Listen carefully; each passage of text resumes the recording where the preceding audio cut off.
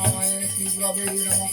यस्य प्रासदं भागवत प्रासदं यस्य प्रासदन्नगादृतः हस्तवसमदस्तदाससिद्धं वन्दे श्रीगुरवे गौरवचन्द्रिकाराधिकाय कृष्णभक्तदत्तै नमो नमः। नमो कृष्णपृष्ठै भूतलस्मदभक्तिवेदान्तपरिजलघोषामितै नामिने कल्पतरुभ्यश्चित्तसिंहभ्ये भोच पूजितानं पावनभ्यो सर्ववैष्णवेभ्यो नमो नमः। हे कृष्ण करुणा सिंधु दीनबन्धु जगत्पते गोपेश गोपिका कान्त राधाकान्त नमस्ते। तप्त कंचन गौरंगी राधे वृंदावनेश्वरी देशभानुसुते देवी प्रणामामि हरिप्रिये आनन्दोल्लामय विग्रहाय हेमाभविद्यच्छोभि सुन्दराय तस्मै महापुरुषाय भोगाय चन्द्रचन्द्राय नमस्ते। वृंदाय तुलसीदेवप्रियाय प्रसवशिक्षा कृष्णभक्तपादे देवी नमः। जय जय श्री कृष्ण चैतन्य प्रभु नित्यानंद श्री अद्वैत गदाधर शिवासादि गौर भक्तवृंद हरे कृष्ण कृष्ण कृष्ण हरे हरे हरे राम राम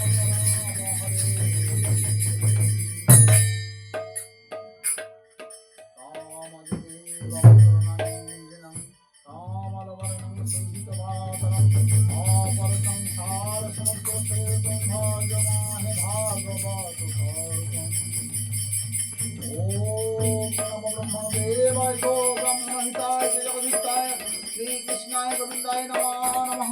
पापहं पापकर्महं पापोत्म पाप संभावुतराहिमं इंद्रिकं सर्व पाप हरो हरि।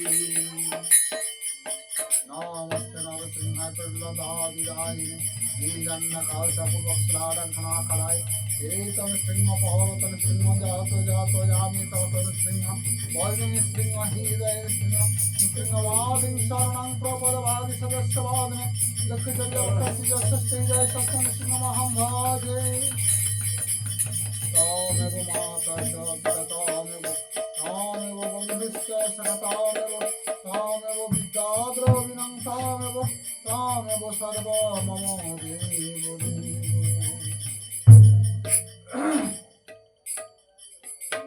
ॐ नारायणं नमस्कृत्य चैव नरनामदेवीं सरस्वतीं व्यासं ततो जयमुद्रयाते। ॐ जदक्षरं परिभ्रष्टं मत्रं च जादभावद पुण्यभावद तत्सर्वं तत्प्रासदस्रश्चार। ॐ नमो भगवते वासुदेवाय नमः। ॐ नमः श्री सिद्धिदाता गणपत्याय नमः। नमः श्री श्रीमाता सरस्वत्याय नमः। नमः श्री श्रीकृष्णद्वैपायनदेवाय नमः। नमः श्री सुखदेवगोस्वामी नमः। नमो श्री राजाधिराज महाराज परिचित महाराज नमो। नमो श्री साधु गुरु वैष्णवे नमो। नमो उपस्थित सकल भक्त वृंदाय। भगवान भगवत वासुदेव की भगवान भगवत वासुदेव की भगवान भगवत वासुदेव की। ओम नमो भगवते वासुदेवाय। ओम नमो भगवते वासुदेवाय। ओम नमो भगवते वासुदेवाय।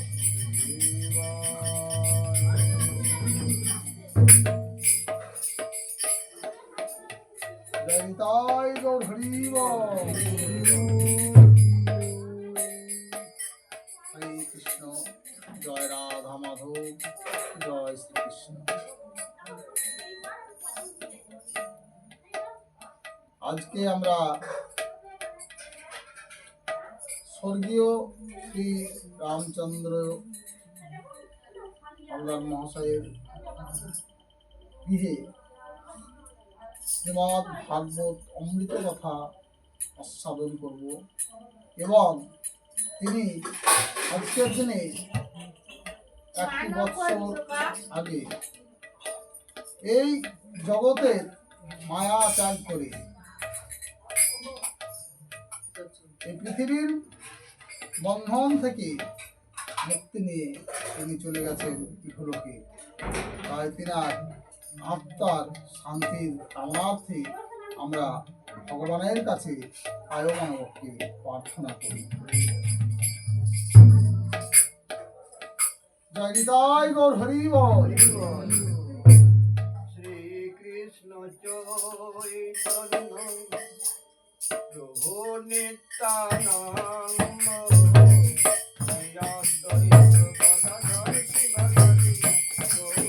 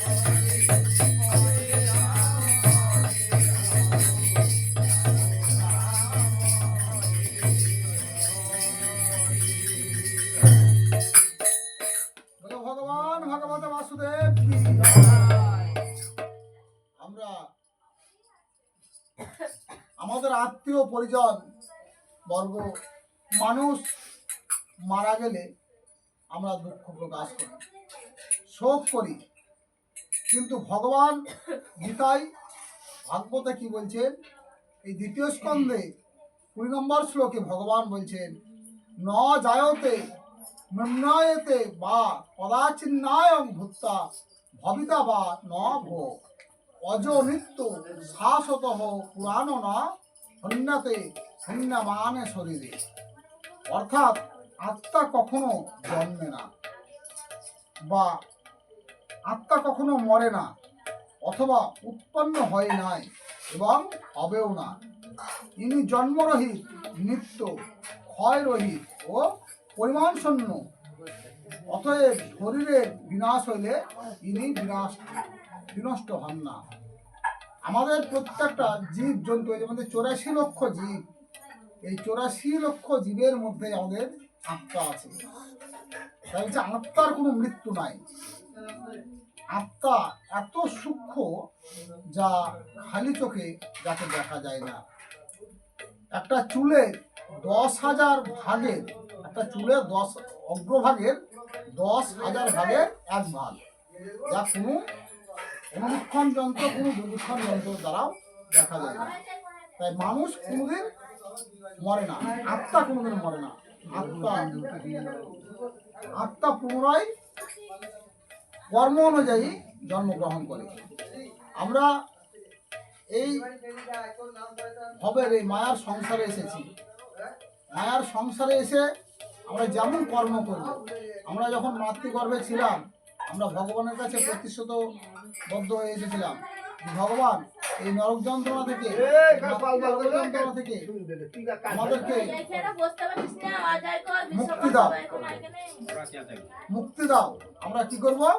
আমরা গিয়ে তোমার গুণকীর্তন, গুণগান করব। আমরা কি করি? ভগবান শ্রীকৃষ্ণকে ভুলে গিয়ে আমরা নিজেরাই, আজকে একটা মানুষের আয়ু কত? খুব বেশি হলে 100 বছর। তাহলে আমরা 100 বছর, এখন আর কেউ বাঁচে না। 60, 70, 80 বছর বয়সে মানুষ মারা যায়। তাই 60, 70 বছর বাঁচার জন্যে আমরা ভগবানকে ভুলে গিয়ে শুধু আমার করে গুছিয়ে নেওয়ার চেষ্টা করি। কিন্তু আমরা মরে যাওয়ার পরে কেউ কি 1 কিলো মাটি আমরা এখান থেকে নিয়ে যেতে পারবো? পারবো না। আমরা একটা সূচক গ্রহ এদিনে আমরা কিছু নিয়ে যেতে পারবো না, 1 কিলো নিয়ে যেতে পারবো না। অথচ সব সময় শুধু আমরা আঁকড়ে ধরে বসে আছি, কার না তো আমার। আমাদের এত ভুল, আমরা যখন চলার পথে চলতে চলতে হুঁচুট খেয়ে পড়ে যাই, তখন আমরা কি বলি? যখন আমাদের দুঃখ দারিদ্রতা আসে তখন আমরা বলি ভগবানের দোষ। তখন আমরা ভগবানের উপর দোষ চাপিয়ে দিই, কিন্তু ভগবান আমাকে এরকম করেছে তাই আমার হয়েছে। আর যখন আমাদের সুখ স্বাচ্ছন্দ্য হয়, টাকা পয়সা হয়, তখন বলি, তখন আমরা কি ভগবানকে ভুলে যাই। ভুলে গিয়ে আমরা কি করি? যে আমি ইনকাম করে করেছি, আমি নিজে পরিশ্রম করে করেছি। আমাদের ভুলগুলো আমাদেরকে শুধরাতে হবে।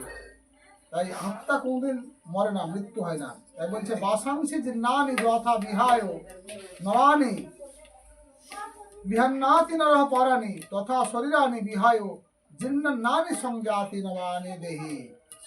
মানব যেমন জীর্ণ বস্ত্র সকল পরিত্যাগ করিয়া অপর নতুন বস্ত্র ধারণ করে, জীব সেই রূপ জীর্ণ শরীর পরিত্যাগ করিয়া অন্য নতুন শরীর ধারণ করে। আমাদের যেমন জামা কাপড় বস্ত্র যখন পুরনো হয়ে যায় তখন আমরা কি করি? তখন আমরা সেটাকে পরিত্যাগ করি, ছেড়ে ফেলে দেই, তারপর আমরা নতুন বস্ত্র পরিধান করি। তাই মানুষ আত্মা, এই 84 লক্ষ জীবের মধ্যে থেকে যত আমরা আত্মা আছে, কোনো আত্মা অমর, সব আত্মা অমর, কেউ মরে না। আমাদের এই শরীর যখন একদিন জীর্ণ, বৃদ্ধ, অসুস্থ হয়ে যাবে, আর জরা ব্যাধি, জীর্ণ, মৃত্যু এগুলো থাকবেই। তারপর কি হবে? সেই আত্মা শরীর থেকে বেরিয়ে গিয়ে আমাদের চলে যাবে আবার অন্য আত্মায়, সেটা কর্ম অনুযায়ী। কর্ম অনুযায়ী। এর জন্যেই যারা বৈষ্ণব, অনেকেই মনে প্রশ্ন থাকে যে মুরগি বা ছাগল বা কুকুর কেন পুষে না? বৈষ্ণবরা এই কারণে পুষে না, তারা বৈষ্ণব তারাই যারা বিষ্ণুর উপাসনা করে, যারা ভগবান শ্রীকৃষ্ণের উপাসনা করে, তাদেরকে বলা হয় বৈষ্ণব। এরা মুরগি, ছাগল, হাঁস, মুরগি পুষে না, তার একটাই কারণ হচ্ছে, যেমন ওই জড়ভরত মৃত্যুকালে জড়ভরত কি করেছিল? সাধু, সে সন্ন্যাস ধর্ম গ্রহণ করে চলে গেছিল বনে যাওয়ার পর সে দেখে এক হরিণের বাচ্চা নদীতে ভেসে যাচ্ছে। তাই সে হরিণের বাচ্চাটাকে ধরে নিয়ে সে মানুষ করে, সুস্থ করে, এবং তাকে সে লালন পালন করতে থাকে। এবং লালন পালন করতে করতে সে হরিণের প্রতি এত আকৃষ্ট হয়ে যায়, এত মায়া বসে যায়, মৃত্যুর সময় সে কৃষ্ণ নাম ভুলে গিয়ে সে হরিণের কথা মনে পড়ে। তার হরিণের কথা যখন মনে পড়লো, তখন কি হলো? সেই ভরত পরের জন্মে আবার সে হরিণ রূপে জন্মগ্রহণ করবে। এর জন্যই আমাদেরকে ভেবে চিনতে, আমরা আজকে যদি সাপোজ আমরা ছাগল পুষছি, তাহলে ছাগলের প্রতি আমাদের মায়া থেকে গেল, তাহলে তো আমার ঘরে গোবিন্দ আছে, গোবিন্দের সেবার প্রতি আমার মায়া থাকবে না, গোবিন্দের প্রতি আমার মায়া থাকবে না। তাহলে সেই ছাগল ছাগল করতে করতে যখন আমি মরে গেলাম, তখন কি হবে? আমার জন্ম সেই ছাগল হয়েই হতে হবে। যেমন একটা ভদ্রলোকের 4টা পুত্র ছিল। তা 4 পুত্র ছিল, তা সে খুব মানে ধনী, কিন্তু জীবনে সে কোনোদিন ভগবানকে ডাকতো না, সে ভগবানের উপাসনা করতো না, সে কোনোদিন কৃষ্ণ উপাসনা করতো না, কৃষ্ণ কথা বলতো না। সেই 4 ছেলের মধ্যে তার ছোট ছেলে সে কী করেছে, সব ঘুরে বেড়াতো বাউন্ডুলের মতো, সে ক্লাবে যায়। তা ক্লাব থেকে সব ছেলেরা কী করেছে, যে ইস্কন মায়াপুর মন্দির পরিদর্শনে যাওয়ার জন্যে বাস ছেড়েছে। এ বলছে যে ঠিক আছে, আমার মা বাবা তো কোথাও যায় না, তাহলে আর ক্লাবের ছেলে টিকিট সবাইকে নিতে হবে, তাহলে আমি 2খানা টিকিট নিয়ে আসি।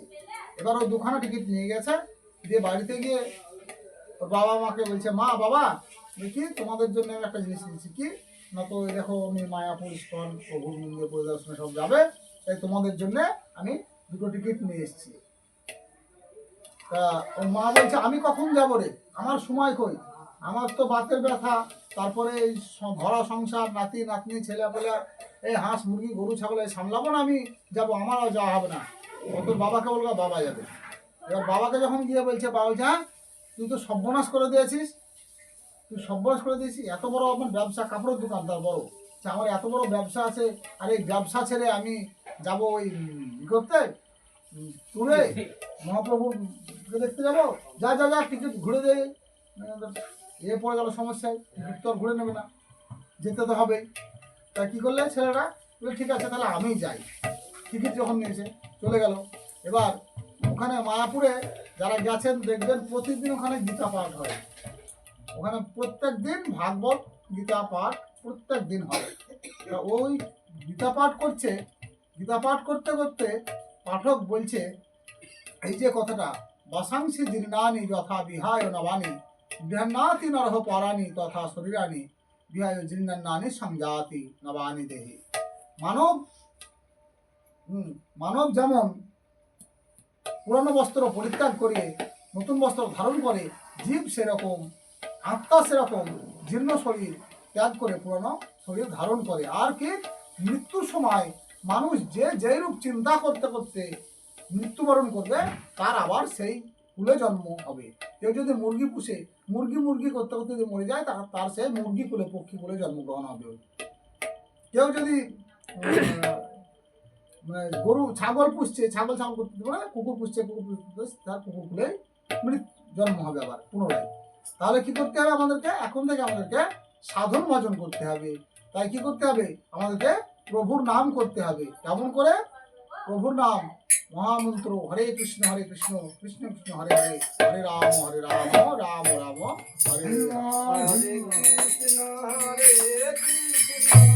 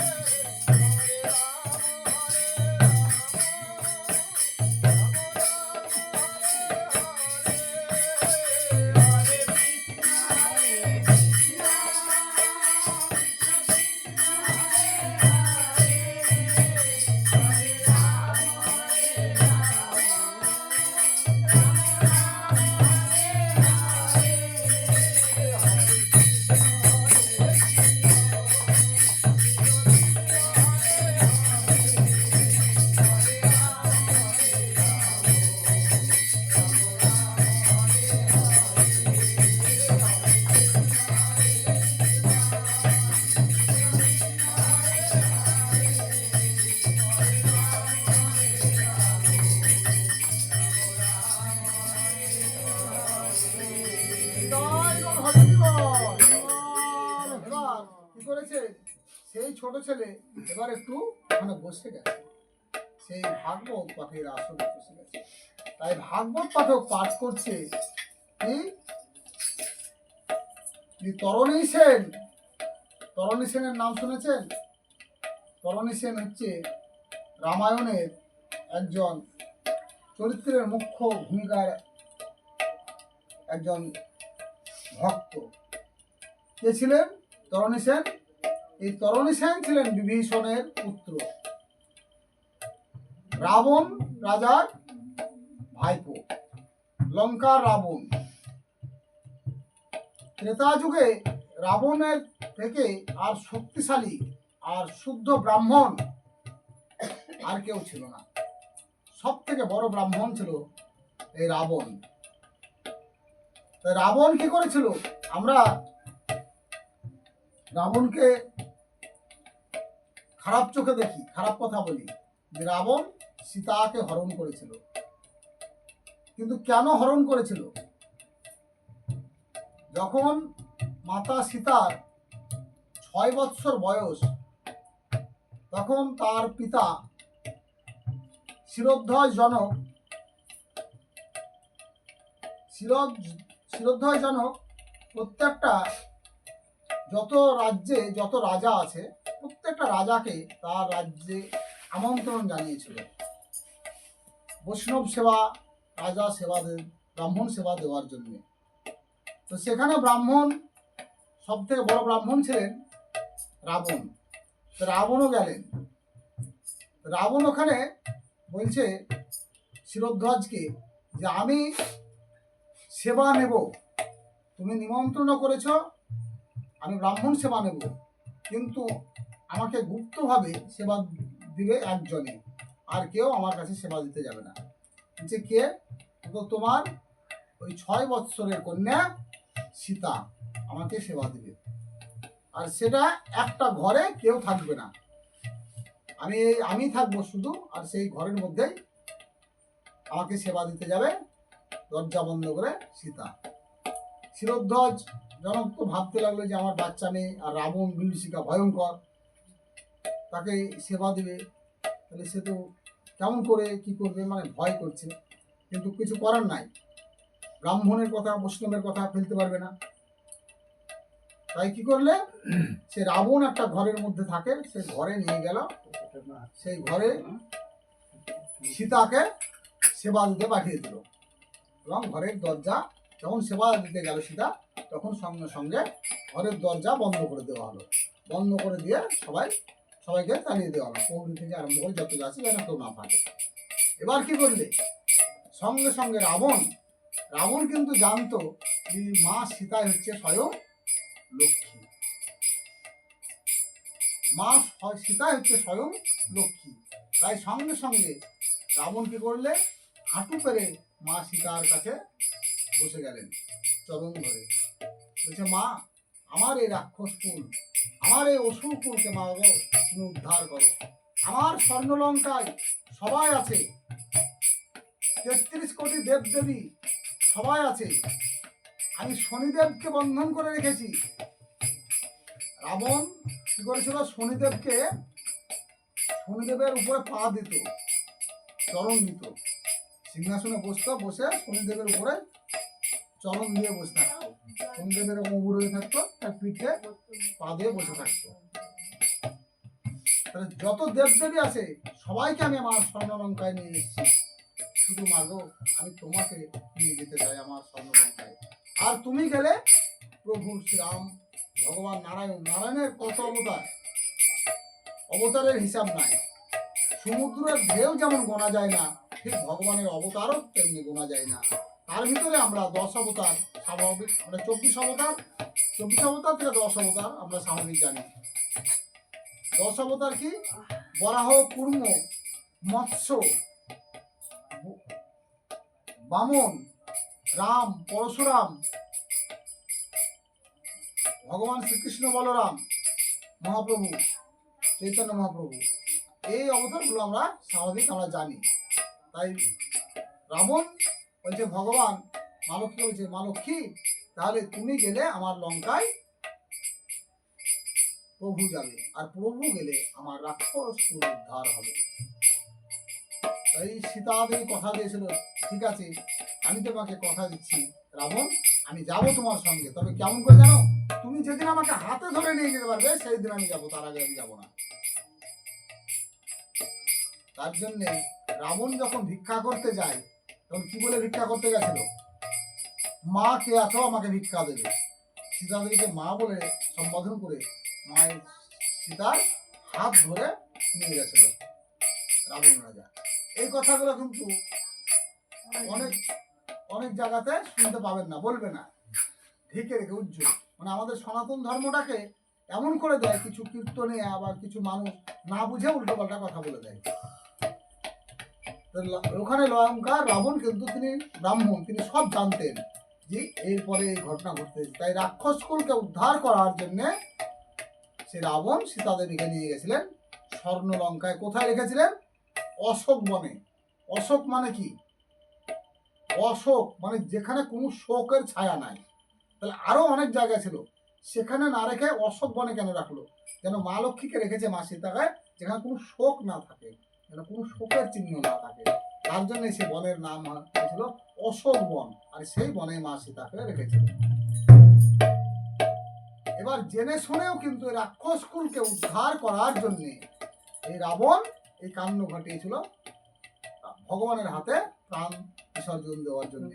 আমরা যদি ভগবানের গুণকীর্তন করতে করতে ভগবানের নাম করতে করতে আমাদের যদি মৃত্যু হয়, বা ভগবানের হাতে যদি আমাদের মৃত্যু হয়, তাহলে আমাদের এই জীবন ধন্য হয়ে যাবে। যেমন মহাভারতে বারবরিক কে ছিল? ঘটোৎকচের পুত্র, নাকি গো? ভীমের লাতি, খুবই শক্তিশালী কৃষ্ণ। বারবরিক ছিল ভীমের লাতি, ঘটোৎকচের পুত্র, এত শক্তিশালী ছিল। আর ওর কাছে 3খানা বাণ ছিল, সেই 3খানা বাণে ইচ্ছা করলেও ওটা বিশ্ব ব্রহ্মাণ্ড কাঁপিয়ে তুলতে পারতো। তা সেই 3খানা বাণ নিয়ে যুদ্ধ করতে চলে যাচ্ছে। যখন মানে ভীম অর্জুন নকুল সহদেব যুধিষ্ঠিরদের যুদ্ধ আরম্ভ হবে, কুরুক্ষেত্রের যুদ্ধ, তা এবার যুদ্ধ করতে যাচ্ছে, কৃষ্ণ দেখছে সর্বনাশ, এই বারবরিক তো যুদ্ধ করবে দুর্যোধনদের হয়ে, আর যদি দুর্যোধনদের হয়ে যুদ্ধ করে তাহলে একটাও কেউ বাঁচবে না, তাহলে তো ধর্ম প্রতিষ্ঠা হবে না, অধর্মের প্রতিষ্ঠা হয়ে যাবে। তাই ভগবান শ্রীকৃষ্ণ কি করলে? ব্রাহ্মণের ছদ্মবেশ ধরলে। তাই ব্রাহ্মণের ছদ্মবেশ ধরে কি করলে? এবার বলছে বারবরিককে, বলছে এই তুমি কোথায় যাবা? না তো আমি যুদ্ধ করতে যাব। কার সঙ্গে যুদ্ধ করবেন? যারা দুর্বল তাদের পক্ষে। তা দুর্বলকে জানে তো যে ভগবান যেদিকে থাকে সেদিকে দুর্বল নয়, স্বয়ং ভগবান আছে অর্জুনদের দিকে, তাহলে এরা তো শক্তিশালী। আর কুরুক্ষেত্র আর এদের কাছে ভগবান নাই, তাহলে এরা দুর্বল দুর্যোধনদের কাছে। তা ও জানে যে দুর্যোধনদের পক্ষে যুদ্ধ করবে। তা ভগবান বলছে সামান্য 3খানা বাণ নিয়ে তুমি কেমন করে যুদ্ধ করবে? বলছে কি এমন করে যুদ্ধ করবো দেখবে না? তো হ্যাঁ, তো ঠিক আছে, তাহলে দেখো আমি একটা বাণ মেরে দেখাই। দিয়ে একটা বাণ নিয়ে যখন বাণ নিক্ষেপ করে দিলে, তখন দেখছে গাছে যত পাতা আছে সব পাতা ছিদ্র হয়ে গেছে, এত বাণের ক্ষমতা। আর একটা পাতা কিন্তু পড়ে গেছে, ভগবান শ্রীকৃষ্ণ পায়ের তলায় চেপে ধরেছে পাতাটাকে। তখন সে বাণ ওইখানে যাচ্ছে পাতার কাছে। বারবরিক বুঝতে পারলে এ তো ভগবান, এ তো ব্রাহ্মণ নয়, এ তো ব্রাহ্মণ নয়, হ্যাঁ এ তো ভগবান, স্বয়ং ভগবান এসছে। আর ওকে ওর মানে ঠাকুরমা সবসময় হিড়িম্বা সবসময় শিখাতো যে তুমি যদি কোনোদিন মানে ওই চাইতো যে আমার মৃত্যু হলে, মানে কিভাবে মৃত্যু হলে আমি ভগবানের সঙ্গে লীন হয়ে যাব, তো হয় তোমাকে ভগবানের সঙ্গে যুদ্ধ করতে হবে, আর নয়তো তোমাকে ভগবানের দাস হতে হবে। তুমি যদি ভগবানের দাস হতে পারো, ভগবানের নাম করতে করতে তোমার মৃত্যু হয়, তাহলে তুমি ভগবানের চরণে লীন হয়ে যাবে। আর নইলে ভগবানের সঙ্গে শত্রুতা করতে হবে, ভগবানের হাতে যদি তোমার মৃত্যু হয় তাহলে তোমার আত্মা শান্তি হয়ে যাবে, তুমি লীন হয়ে যাবে। তাই তার জন্যই বারবরিক আসলে যুদ্ধ করতে দিয়ে, তখন বারবরিক ভগবান জানতে পারলে কি করলে যে বারবরিক তো আর কি করবে না, যুদ্ধ থামাবে না, এ তো সব শেষ করে দেবে। তাই বারবরিক ভগবান শ্রীকৃষ্ণ সুদর্শন চক্র ছেড়ে বারবরিকের মাথা কেটে দিলে। আর সেই কাটা মাথা 18 দিন ধরে সেই শ্রীষ গাছে তোলা ছিল, পুরো যুদ্ধ ঘটনা সব দেখে ফেলেছে। তা আমাদের কাজ হচ্ছে সাধন ভজন করা, কেন আমরা তো এখন ভগবানের সঙ্গে শত্রুতা করতে পারবো না। তাহলে ভগবানের সঙ্গে শত্রুতা করার মতো ক্ষমতা আমাদের নাই। কেন নাই? আমরা যখনই একটু বিপদে বলি তখন ভগবান ভগবান বলি। তাই এবার ওই রামচন্দ্র কি করলে, তরণী সেন রাবণ যখন সব যুদ্ধে এক এক করে সবকে যুদ্ধে পাঠায়, রামচন্দ্রের সঙ্গে যুদ্ধ করতে করতে যখন অসুরকুল ধ্বংস সব শেষের দিকে, তখন এবার সেই তরণী সেন এবার বলছে, আমি জেঠু আমি যাবো এবার যুদ্ধ করতে।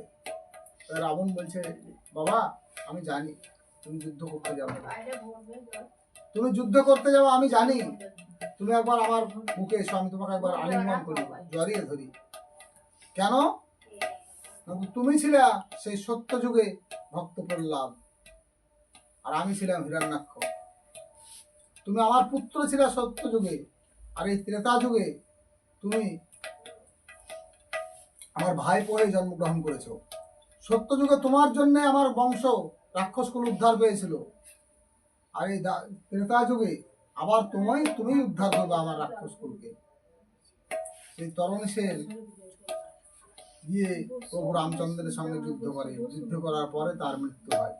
সেখান থেকে আবার রাবণের রাক্ষসকুল উদ্ধার হয়। তাই মৃত্যু কোনো মানুষের বা কোনো জীবের হয় না। মৃত্যুটা যদি মৃত্যুর মতো হয়, যদি সাধন ভজন করতে করতে মৃত্যু হয়, সে মৃত্যু হচ্ছে শোকের নয়, সুখের মৃত্যু।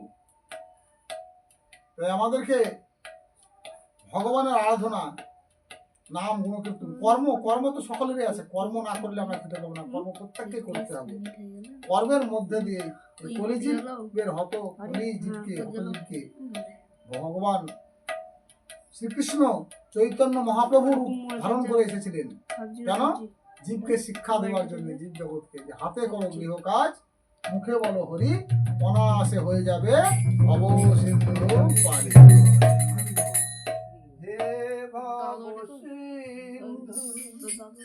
কৃষ্ণ মুরারি আমার ভাঙা তুলি আর বড় গো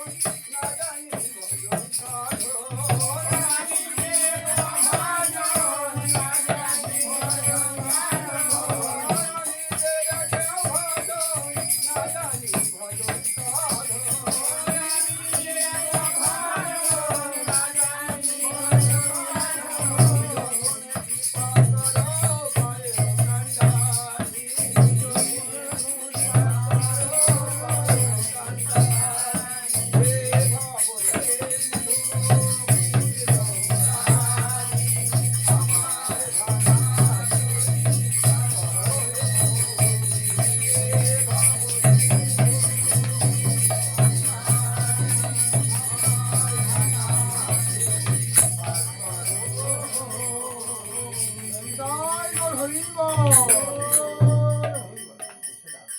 তাই কি বলছে, বসুদেব কৃত্যং স্ত্রোতং ত্রিসন্ন্যাস পঠন্নর ভক্তিং দাসম্ম প্রতি শ্রীকৃষ্ণ চরণাম্বুজে।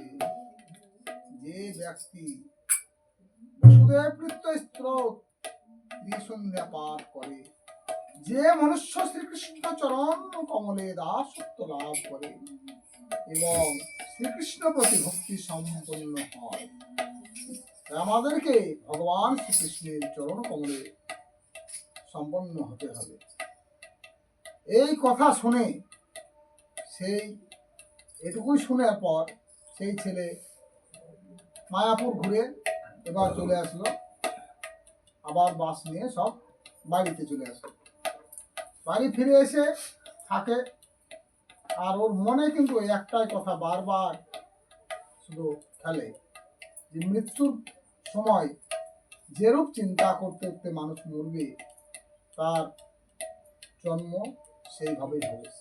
এই ভাবতে ভাবতে বড় ব্যবসা, দোকান, কাপড়ের দোকান সামলায়, তার বাবা দোকানে বসে।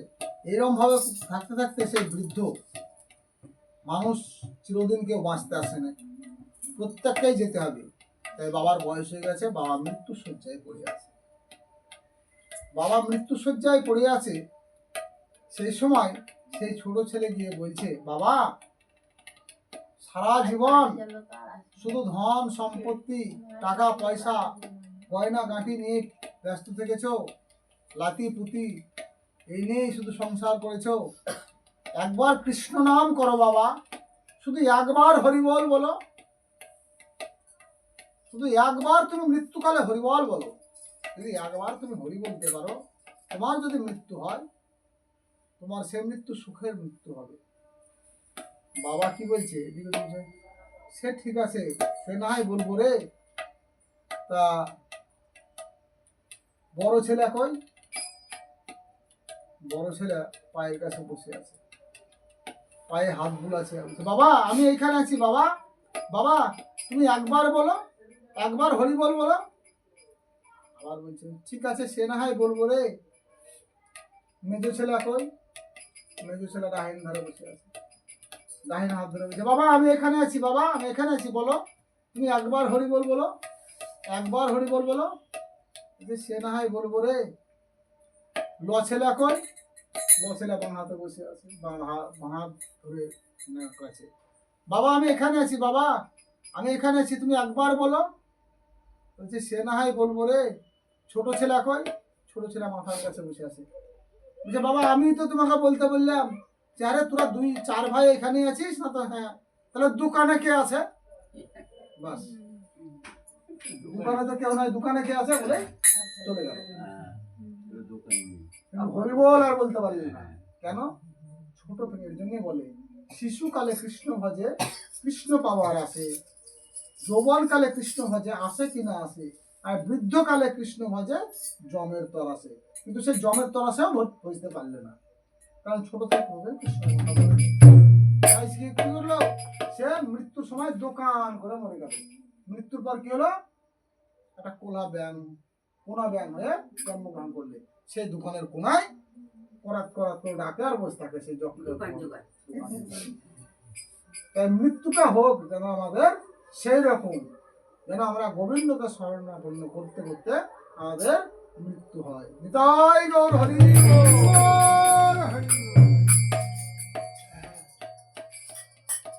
যার মুখে ভাই বলি কথা, তার কাছে তুমি যেও না।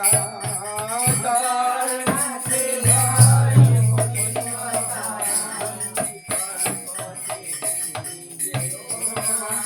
তার মুখে ভাই বলি কথা, তার কাছে তুমি যেও না।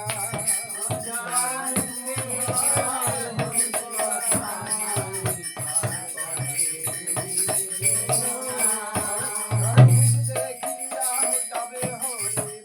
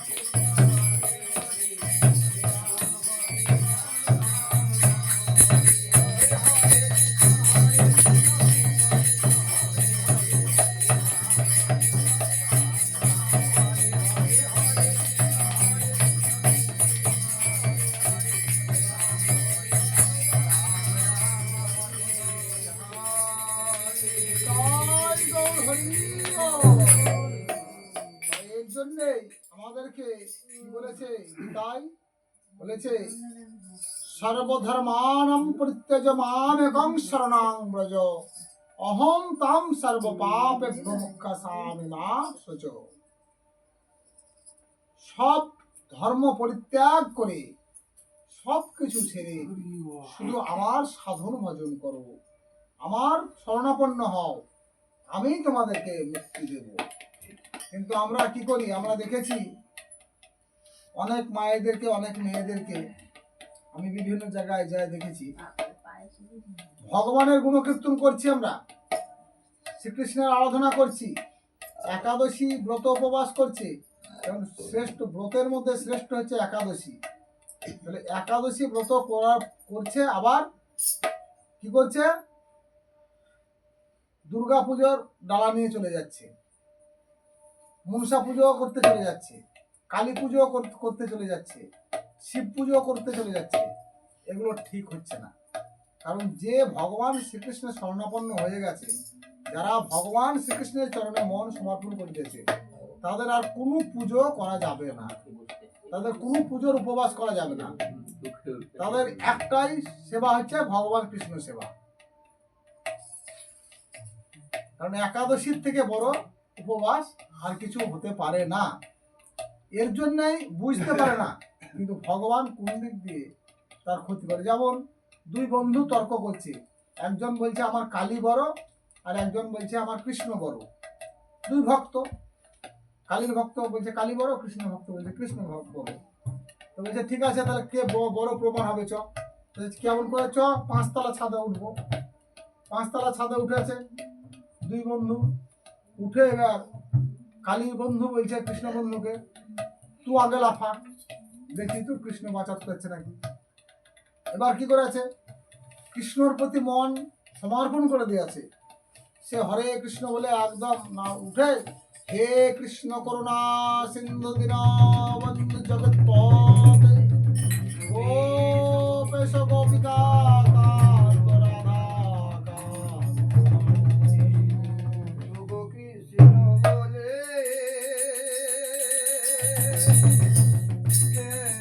কেঁদে আয় গো তোরা দুবাহু তুলে।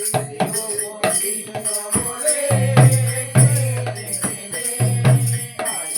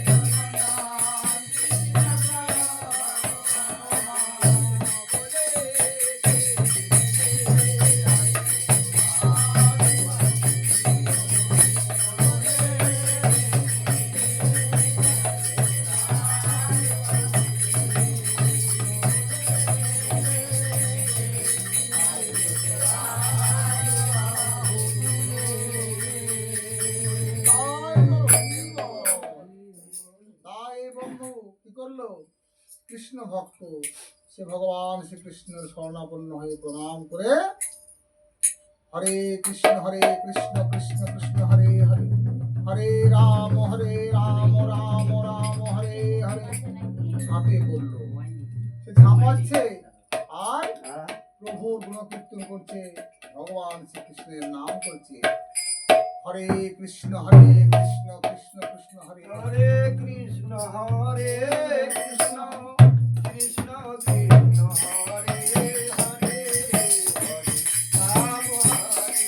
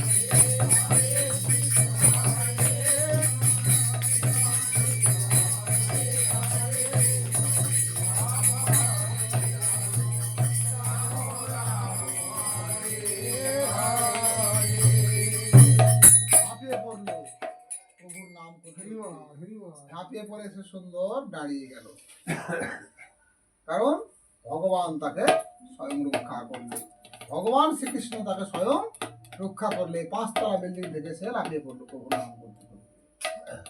এবার এই মাকালী ভক্ত বন্ধু বলছে, বাহ, তো ভগবানের বিশাল জোর, তো দেখি আমার মাকালিরও তো জোর হবে। ঠিক আছে, এবার আমি লাফাচ্ছি। তাই সে কি করলো, এবার সে লাফাবে, সে তার মাকালীকে প্রণাম করছে। ইয়া দেবী সর্বভূতস্য মদ্রূপেণ সমস্তা নমস্তস্যৈ নমস্তস্যৈ নমঃ নমঃ নমঃ। ওম ক্রিং কালিকায় নমঃ, ওম ক্রিং কালিকায় নমঃ, ওম ক্রিং কালিকায় নমঃ। জয় মা কালী, জয় মা কালী, জয় মা কালী। এবার সে ঝাঁপিয়ে পড়ল। এবার ঝাঁপিয়ে যখন পড়েছে, এবার সে অর্ধেক রাস্তায় এসে মনে মনে ভাবছে, তাই তো মা কালী যদি আমাকে বাঁচাতে না পারে, কৃষ্ণ তো ওকে বাঁচিয়ে দিলে, আমার মা কালী যদি আমাকে না বাঁচাতে পারে। এবার সে জয় মা কালী ছেড়ে দিয়ে হরে কৃষ্ণ জয় মা কালী হরে কৃষ্ণ জয় মা কালী হরে কৃষ্ণ করতে খেচুড়ি করতে পড়ে একদম শেষ। এই যারা একাদশী করছে, দুর্গা পূজা করছে, শিব পূজা করছে, কালী পূজা করছে, আর সব দেব বৈষ্ণব হয় যারা, এর জন্য বৈষ্ণবরা সব দেবদেবীর প্রসাদ সেবা করে না। অনেকে বলে যে আপনারা কেন পুজোর প্রসাদ সেবা করবেন না, আপনাদের কি অপরাধ? ভগবান শ্রীকৃষ্ণ হচ্ছে স্বয়ং উপরে। আপনার বাড়িতে শ্বশুর শাশুড়ি ভাসুর দেওর ননদ সবাই আছে, 10 জন ফ্যামিলি আছে, তাহলে সবাইকেই আপনি এবং আপনার স্বামী আছে, তাহলে আপনার অধিকার সব থেকে বেশি কার উপরে? স্বামীর উপরে। তাহলে আপনার সবাই খেতে বসে আছে, সবাইকে খেতে দিয়েছেন, সবারই থালে খাওয়ার পরে লাস্টে বেলায় আপনি কোন থালখানে ভাত নেবেন বলেন? স্বামীর থালখানে নেবেন। তাহলে ভগবান শ্রীকৃষ্ণ হচ্ছে আমাদের স্বামী, বৈষ্ণব যারা বৈষ্ণবদের স্বামী। তাই আমরা আর অন্য একটু খাবো না, আমরা খেলে শুধু ভগবান শ্রীকৃষ্ণের প্রসাদ সেবা করবো। এটা হচ্ছে বৈষ্ণবদের ধর্ম। এর জন্য বৈষ্ণবরা কোন দেব দেবীর প্রসাদ সেবা করে না। অনেকে বলে বাপরে বড় বৈষ্ণব হয়ে গেছে, প্রসাদ সেবা করে না, কিন্তু কারণটা হচ্ছে একটাই, কারণ মনে একাগ্রতা আসবে না। আমি যখন দুর্গার প্রসাদ খাবো তখন মনটা আমার ভেঙে যাবে, কৃষ্ণের প্রতি আমার আর মন থাকবে না। কালীর প্রসাদ খাবো, মনটা ভেঙে যাবে। তাহলে মনে একাগ্রতা আনার জন্য সব ত্যাগ করে একজন, সর্বধর্ম নাম পরিত্যাজ্য মামেকং শরণং ভজ অহং তাম সর্ব পাপেভ্যো মোক্ষয়সামি মা শুচো। সব ছেড়ে ছুড়ে সব ত্যাগ করে শুধু আমাকেই ডাকো। পার কে করবে? আমি করব। পারের কান্ডারি একজন ভগবান স্বয়ং শ্রীকৃষ্ণ। আজকে সরে গেছে অনেক অনেক গুরু, অনেক সাধু। আমরা যা ভুল ভাল, এই যে লোকনাথ ব্রহ্মচারী, কে? লোকনাথ ব্রহ্মচারী হচ্ছে একজন, তিনি বড় একজন মনীষী বা মহর্ষি, সে কোনো কিন্তু ভগবান নয়। অনেকে তার চরণে তুলসী পত্র দেয়, মহা অপরাধ। এই তুলসী পত্র একমাত্র ভগবান স্বয়ং গোপাল, ভগবান নারায়ণ, ভগবানের যে রূপ 10 অবতার, বরাহ, মৎস্য, কুর্ম, নারায়ণ, শ্রীকৃষ্ণ, গৌরাঙ্গ মহাপ্রভু ব্যতীত আর কারো চরণে তুলসী পত্র দিতে নাই। অনেকে গুরুদেবের বুকে তুলসী পত্র দেয়, গুরুদেবের মাথায় তুলসী পত্র দেয় না, দিতে নাই। গুরুদেবকে তুলসী পত্র দিতে নাই। একমাত্র নারায়ণ, কৃষ্ণ, শিব, লোকনাথ, কাউকে না, কাউকে তুলসী দেওয়া যাবে না। কোন দেব দেবী কাউকে তুলসী পত্র দেওয়া যাবে না। কেন? তুলসী হচ্ছে বৃন্দা সখী, ভগবানের প্রিয় সখী, একজন স্ত্রী, সহধর্মিনী। তবে কেউ কারোর স্ত্রীকে কাউকে দেবে না, তাতে অসুবিধা হবে, রাগ হবে। তার জন্য তুলসী পত্র দেওয়া হবে। ভাগবত কথা আলোচনা করতে গেলে একদিনে শেষ হয় না, একদিনের কথা নয়। যতটুকু পারলাম আমরা ভাগবতের কথা এখানে আজকের মতোই বিশ্রাম নিলাম। বলে ভগবান ভগবত বাসুদেব কি জয়, ভগবান শ্রীকৃষ্ণ কি জয়, শ্রীমতী রাধা রানী কি জয়, জয় গোপাল কি জয়, প্রভু নারায়ণ কি জয়, প্রভু নারায়ণ কি জয়, শ্রী বৈকুণ্ঠ ধাম কি জয়, বৃন্দাবন মথুরা ধাম কি জয়, মায়া পূর্ণবতী ধাম, জয় মায়া পূর্ণবতী ধাম, জয় শ্রীখল করদাল কি জয়, শ্রীখল করদাল কি জয়, শ্রীখল করদাল কি জয়, শ্রী সাধুগুরু বৈষ্ণব, জয় শ্রী সাধুগুরু বৈষ্ণব, জয় শ্রী অপরাম গুরুদেব কি জয়, শ্রী অপরাম গুরুদেব কি জয়, শ্রী অপরাম মাতা পিতা কি জয়, শ্রী স্বর্গীয় রামচন্দ্র গৃহ কি জয়, শ্রী স্বর্গীয় রামচন্দ্রের গৃহ কি জয়, শ্রী স্বর্গীয় রামচন্দ্রের গৃহ কি জয়, শ্রী অপরাম গুরুদেব কি জয়, জয় শ্রী গুরুদেবানন্দ।